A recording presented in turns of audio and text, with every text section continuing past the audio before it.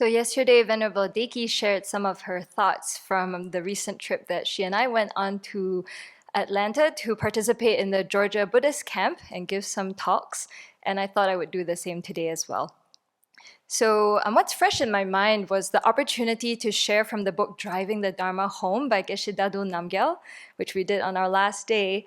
And to do that in the place where Geshe-la lived and worked, and also to have his students, some of his students who had taken refuge with him in the audience was really a delight. And there were also people from the Georgia Buddhist camp who were getting to meet Geshe-la for the first time through this book. So I'm just so grateful to Venerable Children and everybody involved in bringing this book to fruition, because it was just a nice, it was just, it's like reconnecting with Geshe-la's compassion, wisdom, and wit. And what I really appreciated as we were sharing about the book and reading from it was how much I love being around our Dharma teachers, people who are immersed in the Dharma, because they just see the world in such a different way. So, for example, when I learned to drive in this country, it was not at all a pleasant experience. I was not at all thinking about the Dharma. The way I remember it was, Venerable Children had told me and Venerable Jampa, you must learn to drive by this time. You can't keep asking people in the community to drive you around. So I was extremely irritated. I'm like, I'm not asking people to drive me around, but okay, fine. I'm going to do it, just slog through, get through it. And I still dislike driving anyway, despite passing. So of course, Geshe Dado had a whole different experience. Like just to see how when he read the driver's manual, it was like a Dharma lesson in every page, and how he just found all these examples and brought that to life. It was just like a good reflection on how someone who is deeply immersed in the Dharma sees the Dharma everywhere. Like everything becomes an opportunity to practice. And obviously how far away I am from that. It reminded me too of an incident that really inspired me when I first met Venerable Children, which is when I was still a layperson and I was with her in Indonesia, and I was walking behind her in this apartment complex that we were staying in Jakarta, where she was giving teachings. And we're just taking a walk, and we happened to pass this little pond that was set in the tile ground. Yeah, so it was, just a recess in the tile, made of tile. And there were koi fish in there, which, as you know, is a sign of wealth and prosperity in Asia. So just walking past it, I just thought, oh, what pretty fish, And Venerable, I remember, paused and said, oh, what a terrible rebirth. Because these poor fish were in this, first of all, they're fish, and they're in the pond that had no greenery in there, and that was just their whole life. And in that moment, I thought, wow, these beings, I see them as, decorative objects for my own visual enjoyment, whereas someone who practices the Dharma immediately responds with compassion, right? Seeing the view of karma and rebirth and noticing what can we do to help these poor fish? Yeah, they're not just objects for us to look at. So that really made an impression on me and kind of inspired me to really try and become familiar with the Buddhist worldview. So I was thinking about that too, because on this trip, we had the opportunity to go to the zoo, the Atlanta Zoo. And this came up because our host we were staying at a temple that was fairly near the zoo, within walking distance. And our host was like, oh, I've always wanted to bring monastics to the zoo. And then Venerable Deki, who used to be a wildlife biologist, is like, I love zoos. I visit zoos in cities in the past. And I'm like, the zoo? This is me who's like, man, okay. But they were both so excited, so I thought, let's not be a wet blanket and be like, oh, I'm going to go back and check my email. That's kind of what I prefer to do. But all right, let's go to the zoo. And the last time I was at the zoo was 14 years ago, I think. It was a date with Buddha Boy. So no matter how amazing the Singapore Zoo is, I do not remember the animals, to be honest. I do remember Buddha Boy and what was happening in the relationship. So that was my focus on that trip to the zoo. So fast forward 14 years. Now I'm going to the zoo as a monastic with a kind sponsor. So of course, what we do at the zoo is to connect with sentient beings, right? So we're going around saying mantra to all the animals, rejoicing in children making connections with animals. And it was interesting how there were certain animals that we seem to have a stronger connection with. Like the orangutans really took an interest in us. One of them came close, and when he hugged the twig, it looked like he had his palms together like that, around a log. It's like, huh. And he really came down, and we almost thought he was going to get close, but there was a big trench between us and the orangutan. But both Venerable Deki and I were very struck by our meeting with a domestic pig, which really came close when we were reciting mantra and did not look like he wanted, or it wanted food. They were really interested in mantra. So we just stopped there and recited mantra for a good period of time to this pig. So I've been thinking about this pig and how, when it happened, it was like, oh, this animal has some kind of karmic connection to these mantras, yeah? And how wonderful that we're leaving these imprints. And I was thinking about why is it that if, say, a human being came close to make a connection, my attitude becomes so different. Yeah? It's so much easier for my attachment to arise. It's like, oh, here's a human being who's connecting with me.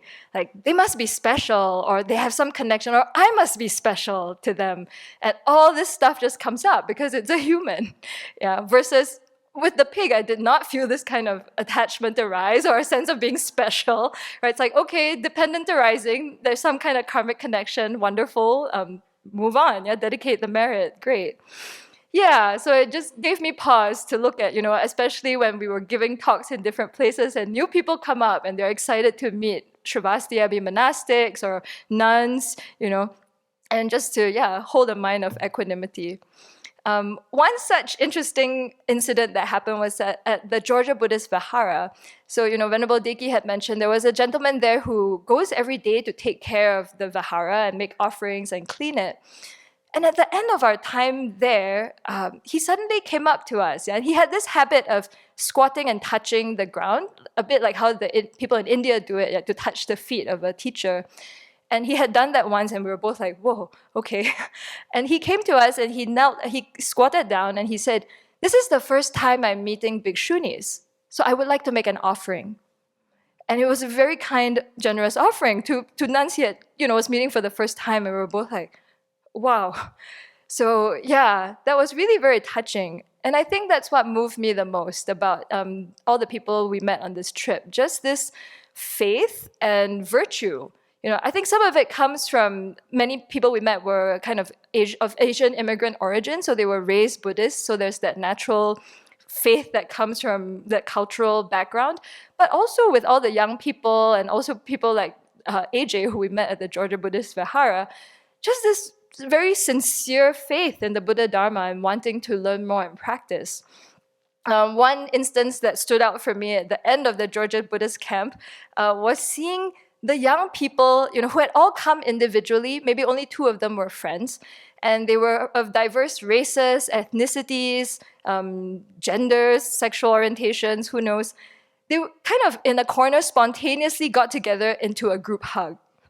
Like, wow, that, was not at all orchestrated or whatever. In the corner of my eye, I thought, oh, how beautiful. Yeah, the Dharma has really brought this group of people together just over this weekend. And they felt like they had made good friends that they could rely on, such that they overcame all these, some of them had shared earlier, just, being of a certain race, you go into a new space, kind of fearful.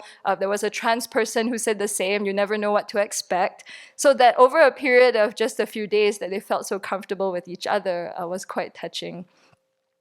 And at the very end, we had a final go around. When I was looking out into the audience, maybe because it was all families, I suddenly thought of Geshe Tabke's teaching to us from some years ago, where he talked about how after Nalanda Monastery burned down in India, which I believe was due to, was it the Muslim invasions at the time?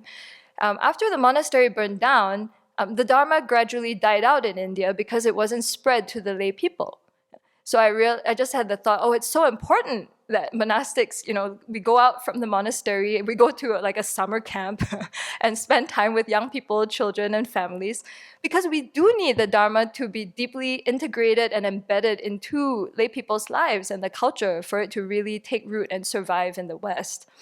So that was kind of the thought I was left with at the end. Just appreciating that opportunity.